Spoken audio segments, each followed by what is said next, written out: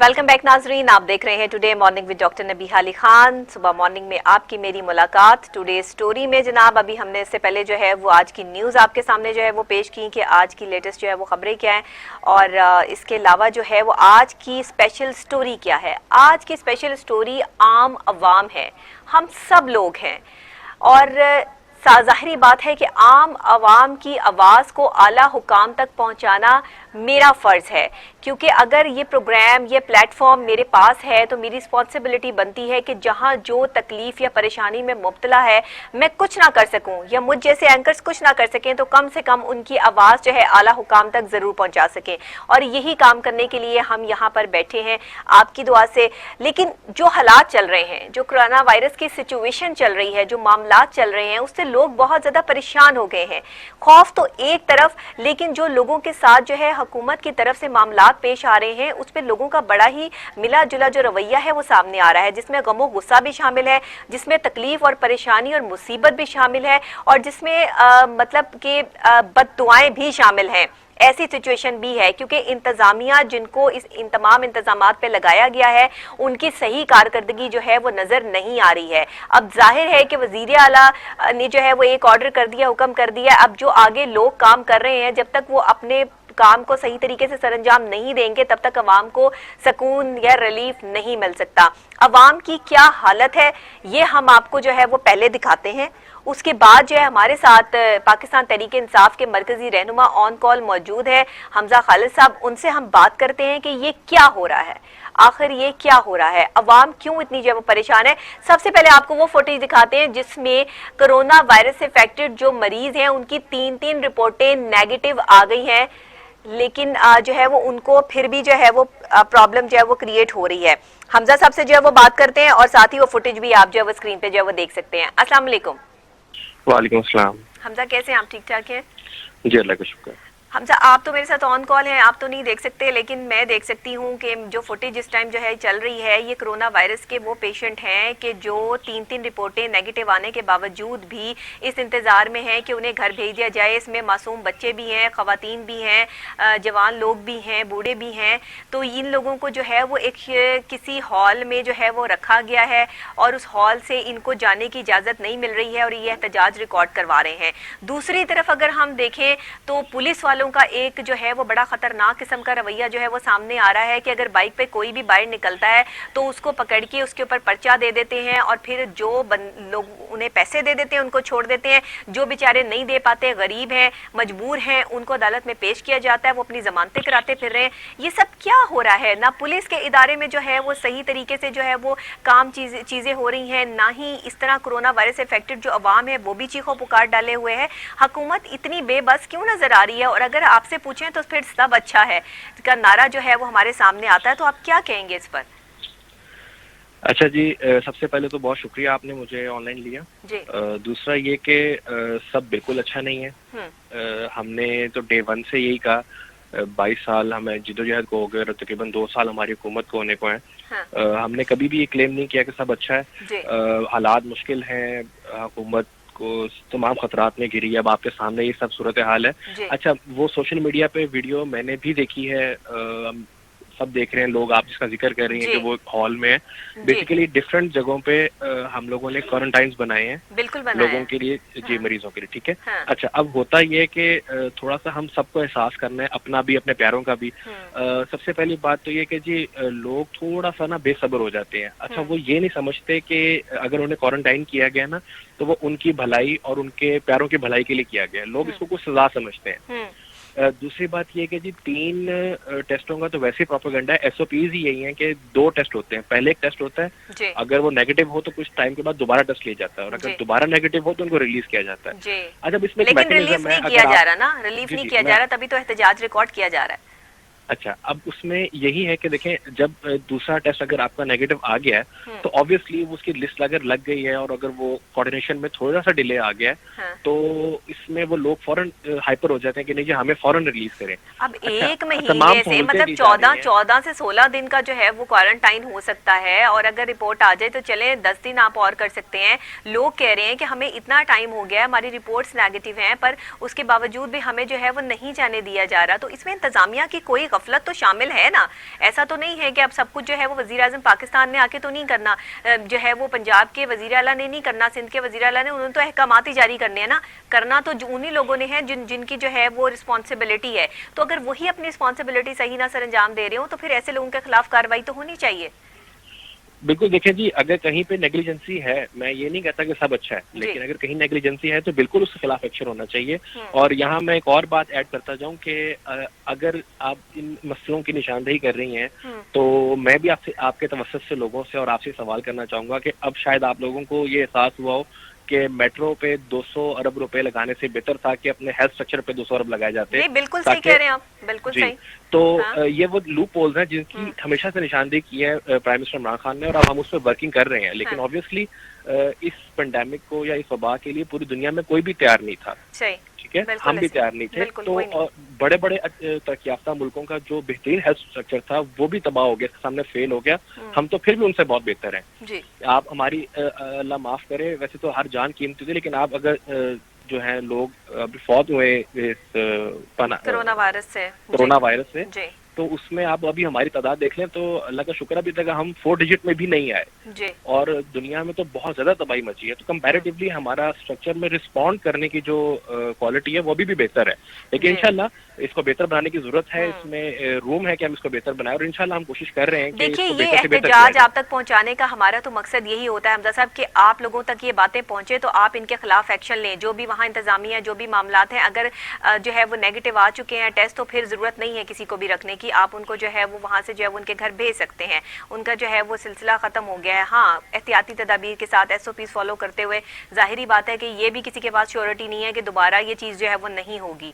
तो ये सारे मामलात आप लोग भी अपनी जगह पर जो है वो काम कर रहे हैं, ठीक है। लेकिन एक और चीज़ बड़ी खास देखने में आई है, वो फुटेज भी ज़रा ऑन कीजिएगा कि कुछ लोग हैं जिनको बच्चे हैं, मतलब लड़के हैं, और वो मोटरसाइकिलिंग पे जो है वो बाइट जा रहे हैं। दफ़ा 144 लगी हुई है, सबको पता है, लेकिन उसके बावजूद भी जो है वो पुलिस वालों ने उनको पकड़ के एक प्राइवेट गाड़ी के अंदर बंद किया हुआ है। और ये भगवानपुरा लाहौर का जो है वो ये वाकया है, और उनको बंद करके, और एक ही साथ वहां पे नहीं कोरोना फैल रहा कि उन्हें एक साथ 15 लोगों को जो है वो एक छोटे से डब्बे में, ऐसे जैसे जेल पे बाहर से ताला लगाया हुआ है, वो कोई जिसपे देगे जाती हैं उस तरह की वो गाड़ी है, और उस पर जो है वो लोगों को जो है वो अंदर बंद किया हुआ है। इस पर आप क्या कहेंगे? ये पुलिस क्या कर रही है? इनके पास अपनी गाड़ियां किधर चली गई हैं? अच्छा जी, वैसे ठीक है आपकी बात, हम इसको चेक कर लेते हैं। कॉम्पिटेटिव अथॉरिटीज को ये बिल्कुल आगे फॉरवर्ड कर दिया जाएगा और ये इसको चेक करा लेंगे। ये भी तो कोरोना से अफेक्टेड लोगों के ही मामलात है ना। सवाल है कि अगर कोर्ट में अगर 4, 5 या 10 मुलजिमों को अगर एक थाने से पेश किया जाता है, तो अब आप क्या चाहती हैं कि हर बंदा एक गाड़ी में अलग से जाए? नहीं, मैं बिल्कुल ये नहीं चाहती, लेकिन मैं ये चाहती हूँ कि वो पुलिस की गाड़ी में जाएं। आप अगर ये वीडियो देखें कि जिस पर लिखा हुआ है फलाना शादी हॉल, उसकी गाड़ी है जिसमें देगे जाती हैं, उसमें जानवरों की तरह इंसानों को जो है वो बांध के लेके जाया जा रहा है, तो ये तो इंसानियत से गिरा हुआ सलूक है।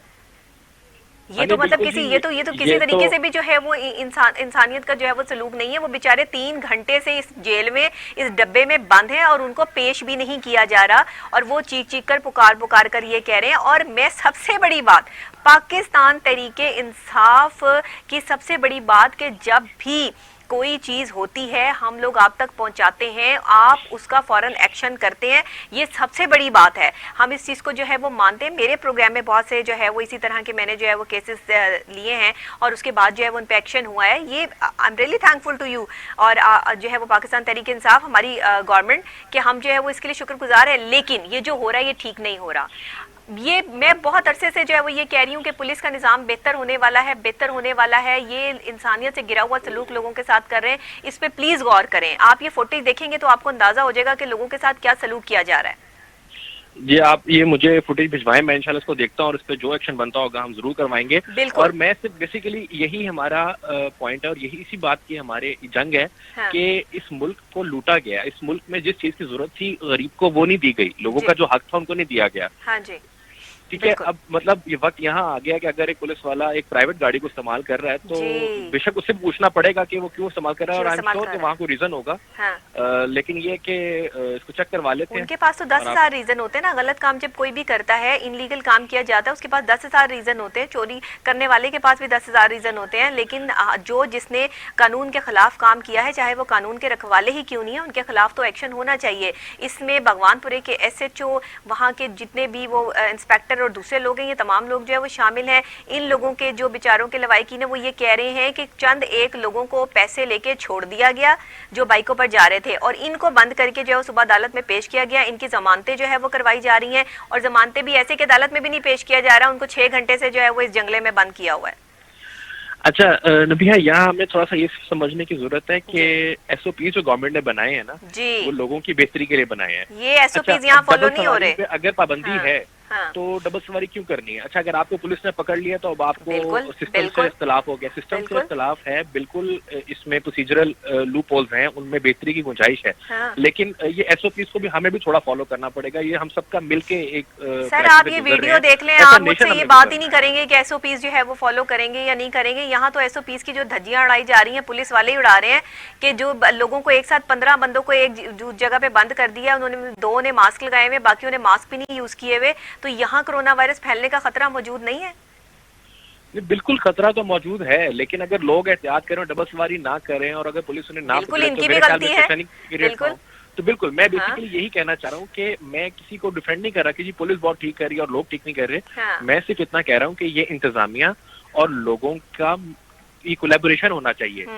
इस SOPs को फॉलो किया जाए, ऑब्जर्व किया जाए, उनकी बेहतरी हम सबकी बेहतरी के लिए। बिल्कुल सही, बिल्कुल सही। आप बिल्कुल ठीक कह रहे हैं, लेकिन इस पर आप एक्शन जरूर लीजिएगा। ये मामला जो है वो आप देखिएगा। ये खुद मैंने फॉरवर्ड किया है, आप लोगों को, आपको खुद जो है वो आइडिया हो जाएगा कि क्या मामला है। अब अस्पतालों की जरा हालत जार के हवाले से जो है वो बात कर लेते हैं। अपने थर्ड पोर्शन पे जो है वो आ जाते हैं। अस्पतालों में जनाब जो मरीज कोरोना वायरस से इफेक्ट होकर जाते हैं, या वहां जाकर जब उनका टेस्ट किया जाता है और रिपोर्ट पॉजिटिव आ जाती है, तो उनके रिश्तेदारों को फौरन उनसे अलग करके उनको आइसोलेशन वार्ड में ले जाया जाता है। उनमें बहुत बुजुर्ग लोग भी शामिल हैं। उसके बाद उनके साथ क्या सलूक होता है ये कोई नहीं जानता।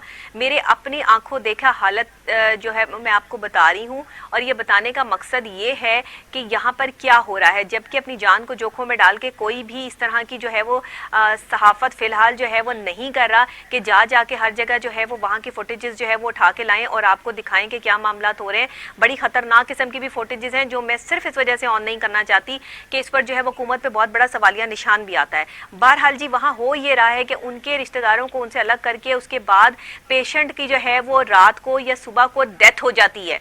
50 से ऊपर के जितने लोग हैं उनकी डेथ हो जाती है।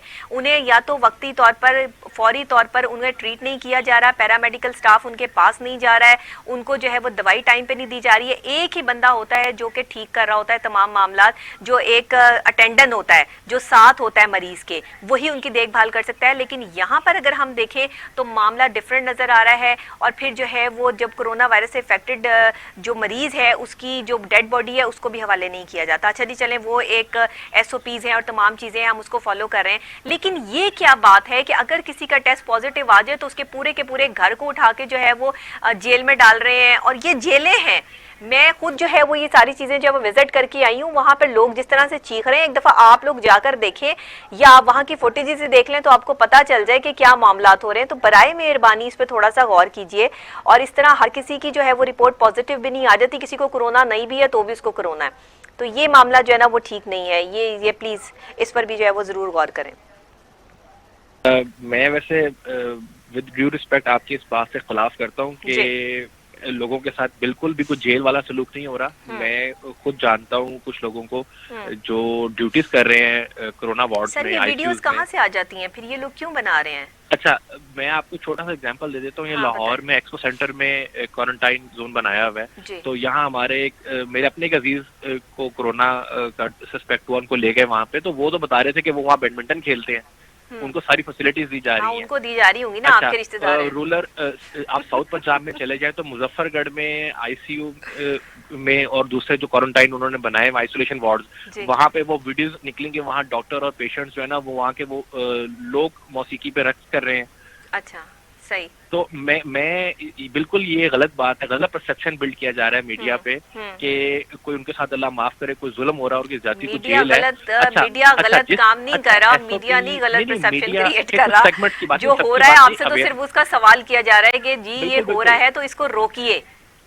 नहीं, अच्छा, अगर ऐसी कोई फुटेज है तो आप जरूर हमसे शेयर करें। जी बिल्कुल शेयर करें। कोई ऐसा इंसिडेंट हुआ है तो आप हमसे जरूर शेयर करें और इसको रोकना चाहिए। बिल्कुल बिल्कुल रोकना चाहिए, मैं वही आपको कह रही हूँ, मैं बिल्कुल ऐसे ही कह रही हूँ। ये है कि इसमें अगर किसी बंदे को कोरोना पॉजिटिव आता है जी, तो ऑब्वियसली उसकी फैमिली को भी टेस्ट किया जाएगा क्योंकि वो उसके साथ रह रहे थे और कुछ दिनों बाद ही पता लगेगा, तो उनको भी ऑब्वियसली ये एसओपीज में शामिल है। हाँ। तो ऐसे तो नहीं है कि अगर किसी बंदे को कोरोना हो तो उसकी फैमिली को सजा नहीं मिल जाती, लेकिन ऑब्वियसली उनको भी आइसोलेट किया जाएगा, उस इलाके से निकाला जाएगा ताकि कहीं और ना स्प्रेड हो।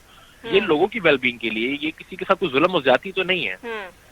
ठीक है, लेकिन इसमें जो तरीकेकार है, जो इंतजामिया है, जिन लोगों को आपने इस काम के लिए लगाया हुआ, उनके रवैये और उनके मामलात इतने अच्छे नहीं है। बताने का मकसद मेरा आपको ये है कि इस पर जरा इस पे गौर करने और इस पे काम करने की जो है वो जरूरत है कि आप उन इंतजामिया को जो इन लोगों को लेकर जाते हैं, आइसोलेट करते हैं, जो इनको ट्रीटमेंट कर रहे हैं, उनके मामलात जो है वो बहुत ज्यादा जो है वो टेंशन इस वक्त जो है वो क्रिएट कर रहे हैं। ये तमाम चीजें आप तक पहुंचाने का मेरा मकसद यही है कि आप इस पर जो है वो जरूर एक्शन दिलवाएं ताकि हमारी अवाम को रिलीफ मिल सके। पूरी दुनिया में इस वक्त जो है वो कोरोना वायरस जो है वो फैला हुआ है, पूरी दुनिया के लोग जो है वो उन लोगों को ट्रीट कर रहे हैं, डॉक्टर्स हैं, पैरामेडिकल स्टाफ हैं या इंतजामिया हैं, जो भी लोग हैं, तो वो अपने लोगों को बचाने की कोशिश कर रहे हैं। तो मैं यही चाहती हूँ कि पाकिस्तान में भी जो लोगों का एक सेल्फिशाना रवैया है ये नहीं होना चाहिए, इस पर थोड़ा सा हुकूमत को जो है वो सख्ती करनी चाहिए। अच्छा, आपकी बात मैं थोड़ा सा ऐड ऑन कर दूं कि आप जैसा बात कर रही थी कि पहले 50 साल से ज्यादा लोगों की डेथ हो जाती है, तो ये तो पेंडेमिक में पहले ही बताया गया था कि ये बड़ी एज के लोग और जो पेशेंट्स हैं किसी भी पहले क्रोनिक डिजीज के, उनको ज्यादा अफेक्ट करती है। ठीक है। अच्छा, सेकंडली कि थोड़ा सा ये होता है कि जब लोगों को भी अवेयरनेस की कमी है, तो जब अगर किसी को ले जाते हैं ना आइसोलेशन में या आईसीयू में ले जाते हैं तो ऑब्वियसली वो क्रिटिकल होते हैं, तो वो थोड़ा पैनिक का शिकार हो जाते हैं। अच्छा, हमें ये बात हमेशा ध्यान में रखनी है कि अभी तक इसकी कोई वैक्सीन नहीं इजाद हुई। ठीक है, तो हम डायरेक्टली किसी को दवाई तो दे सकते। अब वो कोई ये अगर कहे कि जी हमारे पेशेंट को तो दवाई नहीं दी गई, तो जनाब क्या दवाई दे दे उन्हें।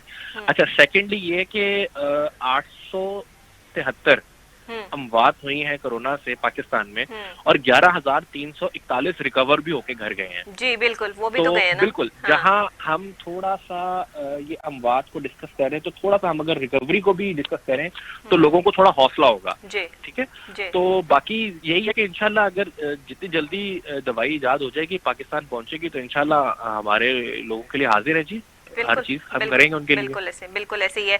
बहुत शुक्रिया हमजा खालिद साहब आपका कि आपने जो है वो प्रोग्राम के लिए वक्त दिया और मेरे तल्ख सवालों के बड़े अच्छे जवाब भी दिए। और आप लोगों की जो है आप जो है काम कर रहे हैं, आप लोग काम कर रहे हैं, मुझे भी पता है कि हुकूमत जो है वो किस तरह से जो है वो काम कर रही है, लेकिन मेरी आवाम जो ख्वार हो रही है, हम उन्हें भी ख्वार होते नहीं देख सकते। जहाँ जहाँ कोई प्रॉब्लम होगी, हम आम तक ज़रूर जो है वो ये तमाम बातें जो है वो पहुँचाएंगे।